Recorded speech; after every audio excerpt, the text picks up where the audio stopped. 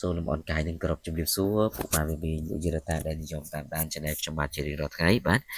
សម្រាប់ថ្ងៃទី3ខែ7នេះសម្រាប់លេខហេងឆ្នោតយួនបាទយើងក៏នៅតែមាននៅតម្រុយលេខ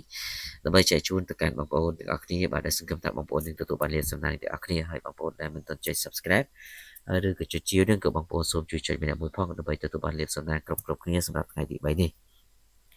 ចឹងបងប្អូនត្រៀមក្រដាសទៅដើម្បីធ្វើការកត់ចំណាំហើយលេខដែលយើងលេងនេះគឺយើងលេងឆ្នោតយួនថ្មីហើយឆ្នោតយួនចាស់បងប្អូនបាទ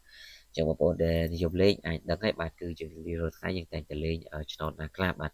ចឹងបងប្អូនអាចយកទៅលេងបានទាំងអស់គ្នាបាទគឺភាគរយនៃការចេញគឺខ្ពស់មែនទែនសម្រាប់លេខដែលខ្ញុំបានរៀបចំនេះ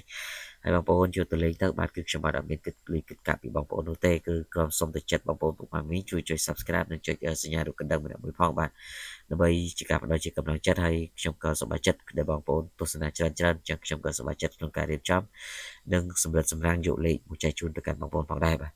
អញ្ចឹងយើងចូលទៅកាន់តម្រុយរបស់យើងសម្រាប់លេខតូចប្រមាណគ្រាប់ដែលយើងមានហ្នឹងគឺយើងគ្រាប់ទី1យើងលេង38គ្រាប់ទី2យើងបូក0បន្តាគ្រាប់ទី3យើងលេង78គ្រាប់ទី4យើងលេង54បាទចឹង4គ្រាប់នេះបងប្អូនអាចយកទៅលេងបានហើយសម្រាប់លេខធំយើងមានមួយគ្រាប់គឺយើងលេង708គុណបាទសម្រាប់លេខ ABCD សម្រាប់បងឆ្នោតយន្តថ្មីនិងឆ្នោតយន្តចាស់ថ្ងៃទី3ខែ7នេះចឹងអរគុណបងប្អូនជូនពរត្រូវឆ្នោតទាំងអស់គ្នាសូមគោរពលា